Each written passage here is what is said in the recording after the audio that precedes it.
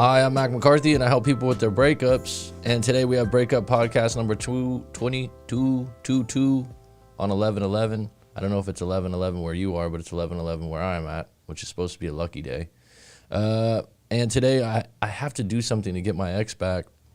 And I wonder why people think they have to do something. Because whenever you feel like you have to do something, it usually is something you don't want to do. If you feel like you have to do something. It's like, that's something that happened when you were a little kid and your mom or dad or whoever was taking care of you would be like, you have to do this. And then it would be completely negative because it would be something you didn't want to do. So we're going to get into that a little bit more today. If you like the live stream, throw me a like. If you don't, subscribe. Yeah, if you don't like it, subscribe. I mean, if you don't like it, then have an opinion. If you want to subscribe, subscribe. But one of the things I'm going to talk about today is I have to do something to get my ex back. What is it you're going to fucking do is the question, right? And the reality is it's not going to be anything you're going to do to convince them to come back to you. You're not going to convince them because once someone has decided to break up, they have basically made a choice that they're quitting the relationship, they're done with the relationship, they don't want any part of it, and for you to turn them around is going to be really difficult. So the thing you actually have to do is take inventory of your own life, but I would take it a step deeper. Because a lot of times people go, oh, you need to be on your purpose, you need to have a reason to live, yeah, that's true. It's 100% true. Any kind of man's book or men's book you look at, it's like, get on your purpose, have something that you're serious about, that you're looking forward to. But I would get a little bit more detailed to look at your habits. What are your habits? What's your routine? And one of the reasons you probably are in the situation you are in, if someone broke up with you, not always, but a lot of times if the relationship started to slip, is a bad routine accompanied by bad habits. It's like when someone gets out of shape, they didn't just eat too much. That's the biggest thing. Someone says, oh, I started to get fat, which is a big one, right? A lot of people are concerned with the way they look once they break up. Hey, I gained some pounds. I hear this all the time. I gained some pounds. I don't look the same as I did when we first were together. And it's common. But why did that happen? And you're not going to change. Why can't you change it in a day? You can't just throw up for 3 days straight and lose a bunch of weight, right? So how did it happen? Bad habits, eating bad food, not exercising, etc., etc. So today I was going to talk to you about James Clear's book, Atomic Habits. What's up, Augustine Bernard? That's an interesting name. Today I was going to talk to you about James Clear's Atomic Habits, which is a great book regarding habits. And it's one of those things that I need to come back to myself because sometimes I get in bad habits. And that's why I wanted to go over this. So you got to think to yourself, first of all, what's one of the greatest habits that you have and you've continued since you were young? Aleph, what do you think? This is a simple question for a simple man. What's one of your best habits that you've done since you were a small kid? Be kind and gentle, be humble and polite. That's personality and character. That's not a habit. That's a great way to be, and that's a very kind thing to say about yourself. Well, when I was a kid, I was like that. You were kind and gentle. Yep. Okay, but habits would be like things you do every day. Are you kind and gentle every single day, every hour? No. I would say I'm more humble when I was a kid. Wow, it's very, very nice things to say about yourself. Good. But I'm saying those are personality traits. Those are the way you are. Habits are what? A habit would be like brushing your teeth. That's a habit. It's a routine things. Habits and routines sort of go together. Does that make sense? Uh-huh. Because the reason I brought this up too is because I want to get some new habits. I'm like, my habits aren't all bad. My routine's not all bad, but I want to get it narrowed down. So I thought I'd cover this not only for other people, but to readdress it for myself. Coach the coach. So what would you say is one of your, they call these there's a couple books on this, the Atomic Habits for James Clear, and then there's another book by,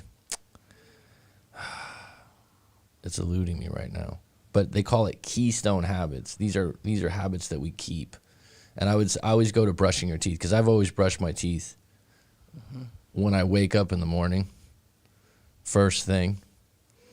So that's a really good habit to have. Otherwise, you're going to have dragon breath. You're going to scare people away. You know what I mean? Yep. You're going to have defective teeth. But the reason I was able to brush my teeth every day, I can't take credit for that, right? What's up, Double D? I can't take credit for that. My mother worked for a dentist as a secretary, so it was a big deal to brush your teeth. And we had like free toothbrushes, toothpaste. We had all the stuff for, like from the dentist. To clean your teeth. Yeah, you know what I mean? They don't do it in Thailand at the dentist, but in America, like usually when you go to the dentist, they give you like a free toothbrush, a cheap one. And they like, and whatnot. So what I'm saying is though, that's a good habit that I've always carried. And I remember that when I had college roommates, I was shocked. I was absolutely shocked by how many people do not brush their teeth at night before they go to sleep. Do you brush your teeth at night before you sleep? Yeah. Sometimes or always? No, always, because I have on like I have a tooth. I have brushing my teeth first. So after that, I have to brush my teeth all the time. So, like I said, the thing is, in the beginning when I was a kid, it would be like my mom would be like, "You got to brush your teeth." I'd be in bed, and I was like, "Oh God, like I got to brush my teeth before bed." Okay, get up, brush your teeth. It would be like, have to, right? And then as you get older, it just becomes like you don't even think about it, right? It's like, okay, I'm going to bed, I have to brush my teeth. It's not like, oh, I don't really want to brush my teeth right now, right? So how did that happen? By doing it again and again and again and again. But there's also some value, right? Like you don't brush your teeth and get no value. It's like when I do lay down to go to sleep and I go, my teeth taste clean. Yeah. There's a reward, right? We feel better and we feel more comfortable to talk with other. But there's a lot of people, and it shocked me. Like I said, a couple college roommates were like, "Oh yeah, no, I just don't brush at night," and I just figured everyone did this. And this is not like to call anyone out that doesn't do that, because that's not necessarily something that everyone does unless you find value in it or it's introduced to you when you're young, right? The other thing that you probably do every day is take a shower. Yeah. Is that true? I hope so. Yep. Right. And we live in the tropics. We live in a hot area, so I would say we take more showers just because it's more hot here, cold showers. But getting back to this is when you look at your life, your job creates routines and habits, right? That's what makes people comfortable at jobs they don't like sometimes too. It's like schedule's the same, uniform's the same. Why do you have uniforms? To look more professional in that things. Like I used to work in a coffee place, so you had to dress like this. The thing is help you to easy to move yourself to make a movement, and it's more like a more professional to looking.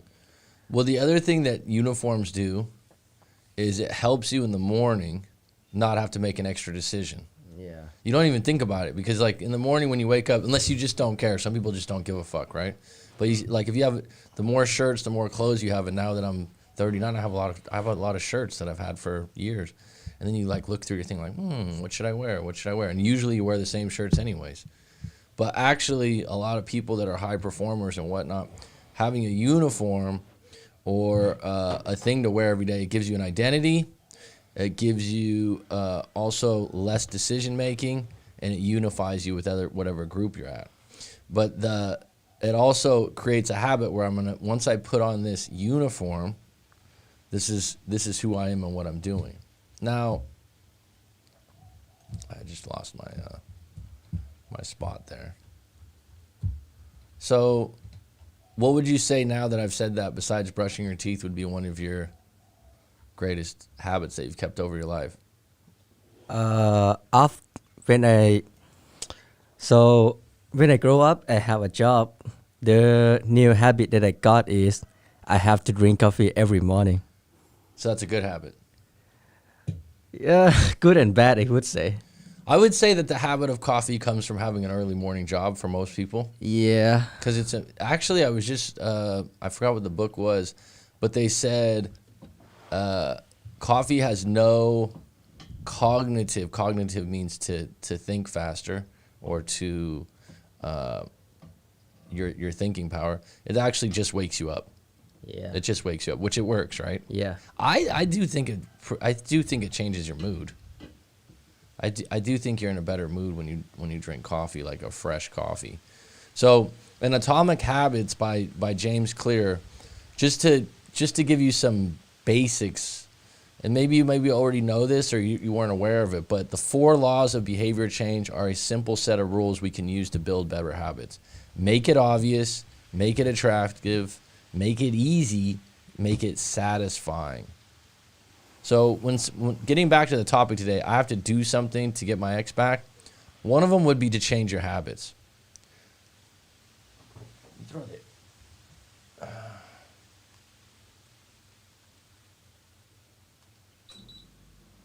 One of them would be to change your habits, because a lot of times your habits are contributing to your behavior and your results are accumulated from your habits.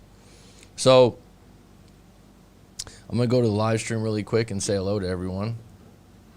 See what we got on deck. Dylan, always a pleasure. Augustine, welcome. I don't know if I've had you on the live streams before.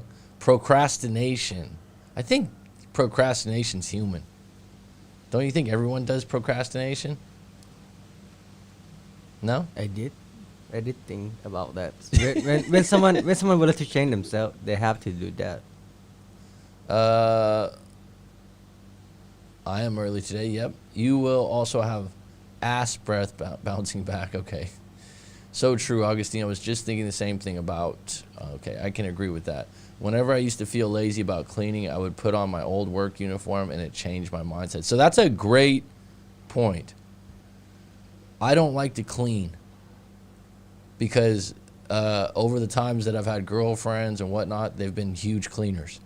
So one of the things is I'm not necessarily disgustingly dirty, but I can be messy. But that's a good point that you said you put on your old work uniform and it changed your mindset. It's almost like a superhero. It's like, all right, let me put this on. So there's certain things that trigger you to do things. So like, for example, what that means is, Aleph, is if you had coffee in the morning and then you put on your uniform for the restaurant you worked at, you're like, I'm going to work. Yeah. You're not going to go, I don't want to go today, I'm going to stay in bed. Once you do that 1-2 thing, it's like, okay, now I'm all in. I'm ready now. I'm ready now. Yeah, like I have my uniform, I have everything going. So it's so some of the simple things that James Clear talks about: don't have an obvious daily cue to exercise. You'll forget about your new healthy habit and stick to your old daily routine. Don't have an easy exercise routine. You'll perform an easy and familiar routine instead, like watching TV. Don't find exercising appealing. You'll resist exercise enough to avoid doing it consistently. Don't get immediate satisfaction after exercise. You'll lack the motivation to exercise consistently. So let me go back to that. So when you build habits, make it obvious. So you have to have a cue. For example, putting on your shoes that are your running shoes before you run would be like, all right, now I'm going to go running. Don't have an exercise routine. I run every morning. I run every afternoon. I run every sunset. Don't find exercise appealing. This is the big one to me. I think that a lot of times people with good intentions and that want to change their habits, they can find a cue. They can find maybe a time in your day that you can do it every day, but is it appealing? Is it attractive? If you feel like, oh, shit, every time I exercise, I don't like sweating so much. A friend of mine was complaining about sweating too much, that it's uncomfortable. Or if you have the result, if you get a rash on your neck or your face after exercising, that could make you not want to do it again, right? So how do you find it appealing? To me, exercise is appealing for the feeling afterwards, right? What do you think, Aleph? Think of what? When you exercise, are you exercising for what? For your body or for your mind or for everything? What's your reason to exercise? Oh, for lose my weight. That's number one. So I think that when you look at what's appealing, like for me, exercise isn't appealing to lose weight. I'm not looking to lose weight. But for me, exercise is appealing because afterwards I feel less stressed. I feel more relaxed. I like to be outside. Yeah, that's true. So those things are what draws me, because for you it would be, I really want to lose some weight. And then you could measure that, right? Yep. And then don't get immediate satisfaction. Actually, you'll lack the motivation to exercise consistently. This is another one that's surprising to me. So make it satisfying. So he writes, here are 2 strategies to make every new healthy and productive behavior obvious, easy, attractive, and satisfying so that it may turn a daily habit. You've probably used habit stacking to build new hygiene habits without realizing it. As a child, you stacked the habit of flushing the toilet with the habit of washing your hands. So every time you flush the toilet, then you wash your hands afterwards. Flushing the toilet became the cue for hand washing habit. Habit stacking involves using an old and reliable daily habit as the trigger for a new habit. When you stack a new habit on an existing habit, you use momentum of the old habit and make the new habit easier to initiate. But if the hill of your new habit is too daunting, the momentum of the old habit won't be enough. That's why you need to reduce your new habit to an easy 2-minute starting ritual. Even when you should start small, it's easy to start big. When you dream about making a change, excitement and inevitability takes over and you end up trying to do too much too soon. The most effective way I know to counteract this tendency is to use a 2-minute rule, which states when you start a new habit, it should take less than 2 minutes. Think about that for a minute. I think that's really interesting. Starting a new habit, you should take less than 2 minutes. So, for example, if you want to read more each night, which I don't think is on your list. Yeah. Aleph's like, I don't really like to read, right? So if you want to, a lot of people say I want to read more books or read more at night. The reality would be read 1 page, right? I've heard this for writing before. Write 1 page of bad writing. Do another example. Do 30 minutes of yoga becomes take out my yoga mat. Study for class becomes open my notes. Fold the laundry becomes fold 1 pair of socks. Run 3 miles becomes tie my running shoes. So these are the things that actually put people in the momentum wheel of starting a new habit. I think first and foremost, though, that you'd have to, this is where the topic of I have to do something to get my ex back comes back. Soon as you break up, you start looking at yourself and you start thinking about things that you may, and this might not be true for everyone, but I think it's true for a lot of people, that you don't like about who you are, what you do, because you kind of are like, why did we break up? Or especially if they broke up with you, you kind of search for reasons. Why did they break up with me? I'm fat. I don't make enough money, are the popular ones. Those are the number 1 and number 2. Weight, money would be 1 and 2. Are there other reasons? Hell yeah. I would add in bad attitude. There's some people out there that don't realize it, but they're drags that hang around and they bring you down. And those are things that are a variety of things.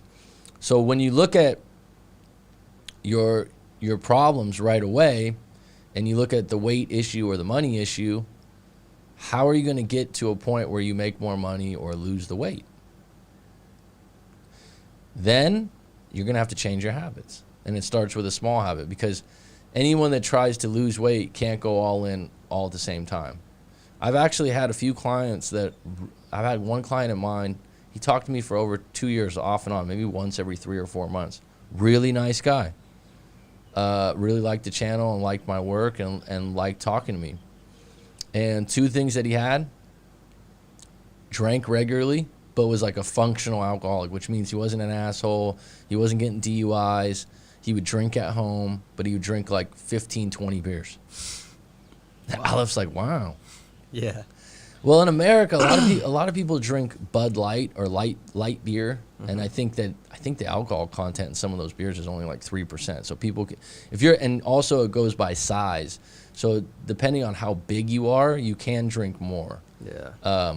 That's just, I don't know if that means you have a bigger liver or what, or how you process alcohol, but your weight counts. So if you weigh a lot, I believe, and someone could check me on this in the live stream or in the comments, you can drink more, right? And then your body does adapt to being able to drink more, and you get used to it. So this guy had drinking as a problem, and he was like, man, I just want to quit drinking. I just want to quit drinking. And he's like, he's like, in high school, I did 15 pull-ups a day. I was in great shape. I had a six-pack. I've heard these stories many times. Now he's in his late 20s, fat, and honestly fat, like where he was like, I think he was like 250 pounds, which is like, really because you guys go on kilos, like 125 kilos, 130 kilos, and so one of the things that triggered him for eating was fast food. He's like, on the way home, everywhere I look, there's fast food restaurants, and these fast food restaurants, they're cheap, they're easy, and what people don't realize about fast food is the more you eat it, right? The more you eat it, the more you crave it. So the thing that always gets me is like, if you are really fucking hungry, right? You're really, really, really, really hungry. Everything tastes good. If you're really thirsty, like I've talked about before in a private live stream a couple times, water's the best thing in the world. It's like the most tasty thing, right? So the way you kind of train yourself to start liking fast food is you keep eating it when you're hungry, and then you fiend it. It's like you want it. You want it more and more and more.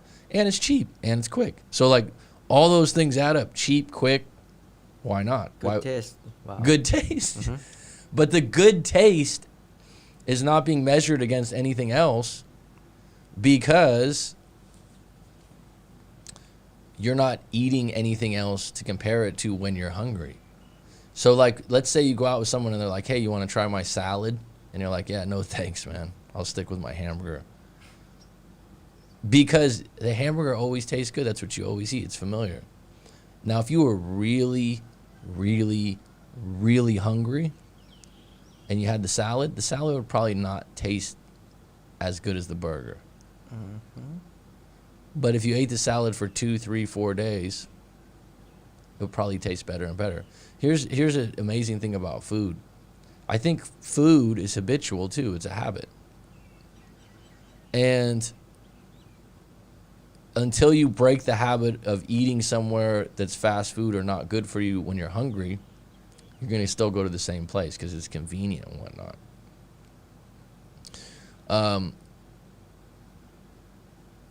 Elena says processed foods are a no-go. Not for everyone. Fast food will do that to a person. It's addictive. It's addictive because it checks a lot of boxes, right? And it's familiar. You see one of these fast food places and you know exactly what you're going to get too. Like you've had all their food before, so you're like, oh, that would taste really good right now. Whereas when you go to a new place, you're like, what would it taste? Yeah, what am I going to try? Is this going to... And then you go to a new place and it doesn't taste as good as the same. The hamburger or the cheese sandwich or whatever you usually get. And so then you don't change your habit. But going back to this guy, he had bad drinking habits, he had bad eating habits, and he had it in his head that like, I try, man. I just can't.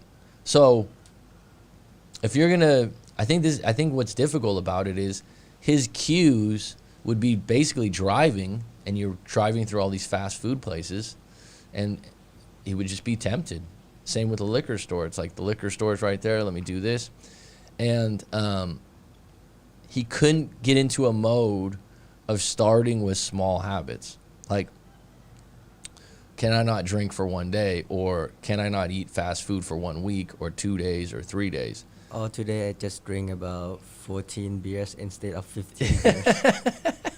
Wait, it helped. I suppose.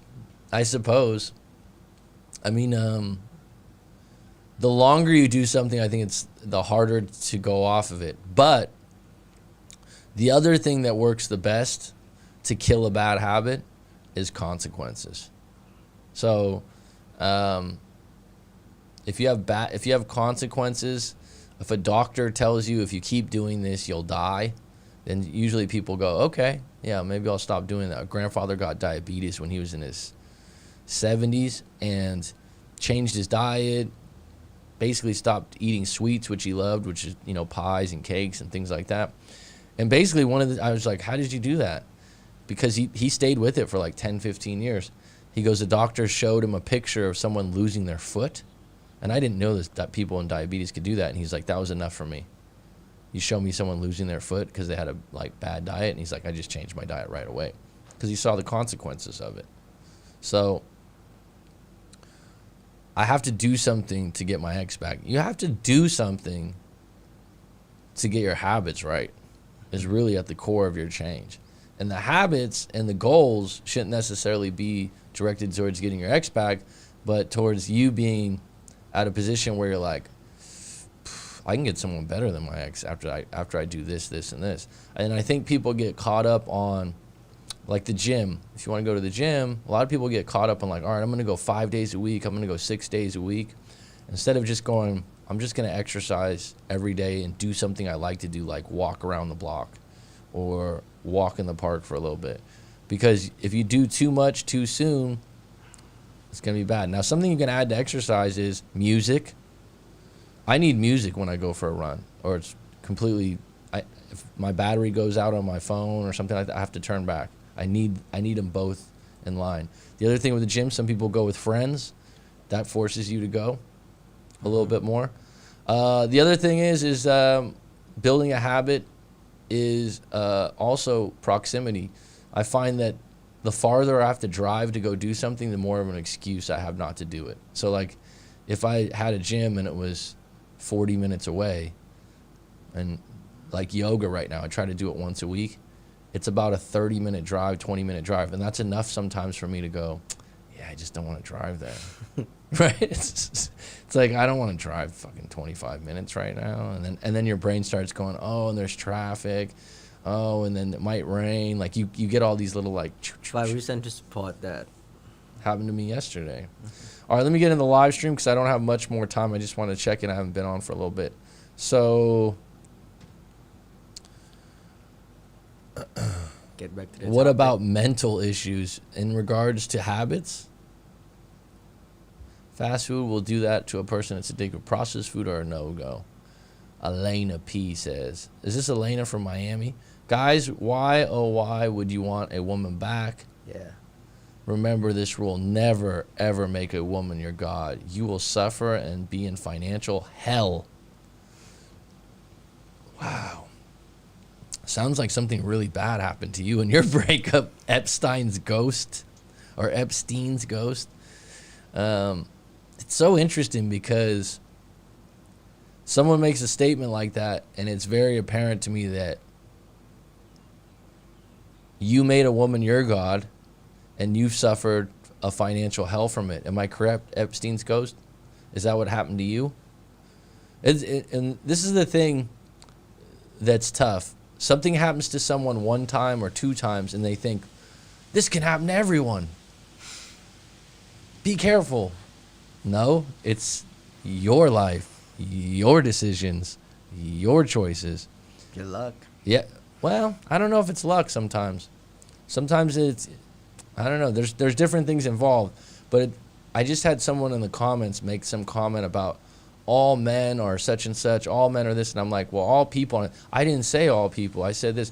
And what you do is you have one experience or two experiences, and you think somehow it was like lightning from the sky, and it came out of nowhere, and it just got you.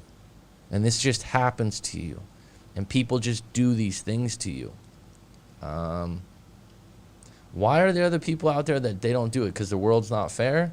Or is it possible that you were a part of your outcome?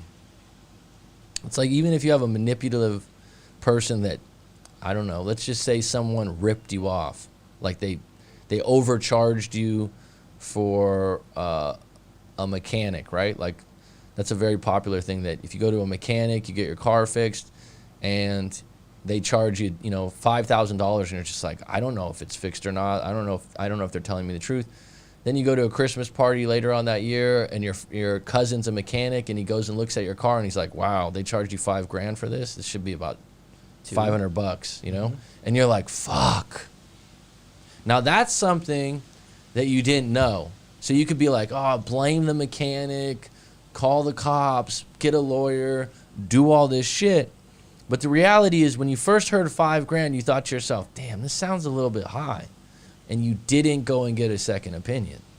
So that's where it's, take some accountability, take some responsibility. Same thing goes in relationships. There's moments in relationships where you're like, you have this icky, shitty, salty feeling, and you're like, I got to get out of this. I shouldn't be accepting this. Oh, no problem. I'll do that for you right away. Yeah, okay. Right? A friend of mine was just saying that they were out, and one of their mutual friends really liked this waitress that worked there. And it was a Mexican restaurant, and right before the waitress came over, he's like, yeah, these tacos aren't very good. I just don't think the food's very good. And the waitress comes over that he likes, and he flirts with, and she's like, how's everything? How's the food? He's like, excellent, great, outstanding, right? So, right, this is a small thing. Yep. It's a small thing. Like, he's not going to, like, someone would be like, oh, that's, he can't tell her that the food's shit. But at the same time, it starts that way.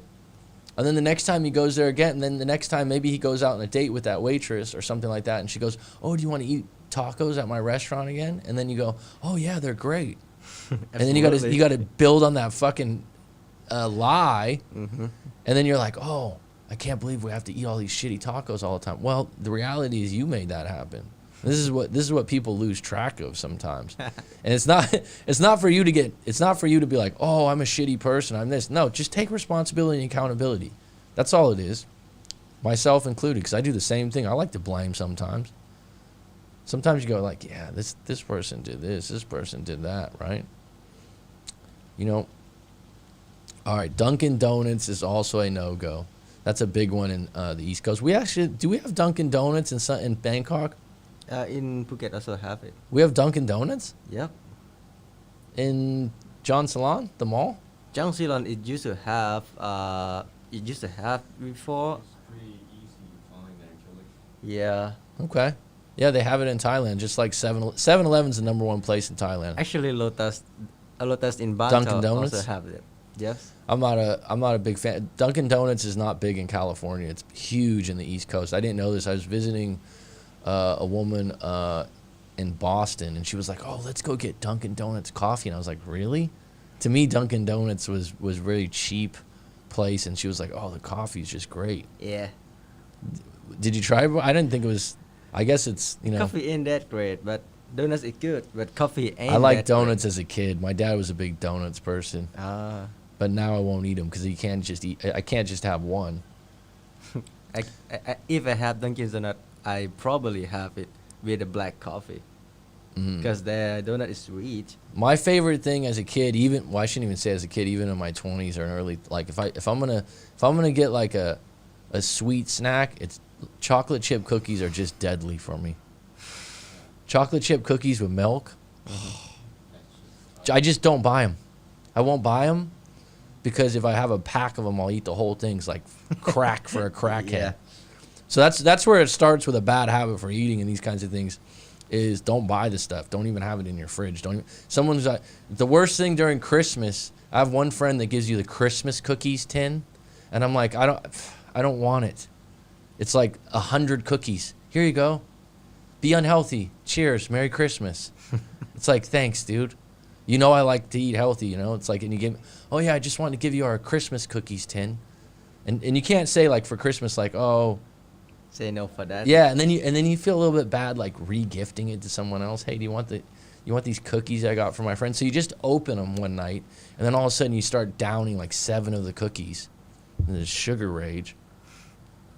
Long term is definitely will take a toll on your immunity. I want to be J-Lo, so I meal prep my foods all the time and clean eating. J-Lo's a good model to follow. Wow, she still looks good. It's hard to differentiate between facts and projection. It's hard to ignore when multitudes of people share the same experience. Wow, that's pretty deep, Derek D. First date went really well last Saturday. She invited me into her apartment and spent the entire night with her. That's your ex, J to the C? Well, good for you. Don't get too excited, but keep going with it, right? As Alpha Male Strategies says, just sit your little hot ass down. Just relax. Rob, how have you been, bro? Okay, that's a little private thing between you two. And Derek D. Does it involve Dr. Dre, Rob? No, never heard that story, Rob. Okay, I think it's different when you are a connoisseur of something you know. You can appreciate it more, like a cheap Moscato versus a 2-1 Rothschild port. Yeah, no, it's different when you're a connoisseur of something for sure. Not an ex, a new girl. Well, good for you, J to the C. Congratulations on a good date. I'm sure it took a couple bad dates before you got there with other people. All right, folks, I have a live coaching session. I just want to check in with the live stream and get something going today because I've been off the mic for a little bit. Wow, typical case of... Before we go, would you like to make a summary about this topic of I have to do something to get my ex back? What do you think of that? A summary? Yep. I would start with, I have to do something to get my ex back, and it starts with you. Not with you knocking on their door. So start with what you don't want to do, which is a good... Sometimes we always go, I want this, but you don't really think of the strategy that would probably be in your best interest. You just think of the shortest path to it, like a little kid. And so one of the things that you don't want to do is lead with emotion and trying to talk someone into taking you back, or explain to them how you changed in a week, in 2 weeks, when they've already decided that you haven't, and they're not willing to. Jamie G, it's going well. And go deep into where you're at as an individual in your own life and what you want to change and what you want to keep. And then the things that you want to change, how are you going to coordinate some habits into a routine with triggers and cues like we just talked about? And just to recap what I just said, make it obvious, make it attractive, make it easy, make it satisfying. So for example, don't have an obvious daily cue to exercise, you'll forget about your new healthy habit and stick to your old routine. So an easy cue for exercise is to get into your exercise clothes. Don't have any easy exercise routine. Then start with something very small, like walking around the block or going to the beach just for a walk, not for a run. Start small. I think about a year ago, I didn't stick with it, full disclosure, but it led to me going to the gym more, and now I have a personal trainer twice a week, is just doing 5 push-ups every morning. And then I got to 10, then I got to 15. Don't find exercise appealing, you'll resist exercise enough to avoid doing it consistently. So how are you going to make exercise appealing? Go to a gym where there's a lot of females that you're attracted to would be one, right, Aleph? Don't get immediate satisfaction after exercise. You'll lack the motivation to exercise it consistently. So those are the ways to recap on the habit builder. All right, folks, old habits die hard. New habits begin one step at a time. That's the gospel, Derek D. Thank you so kindly for coming on. I'll be back on deck tomorrow morning, same time. Einstein insanity, doing the same thing over and over and expecting different results. You can apply that to everything in life. I agree. All right, folks, it's curtains. I'll see you tomorrow.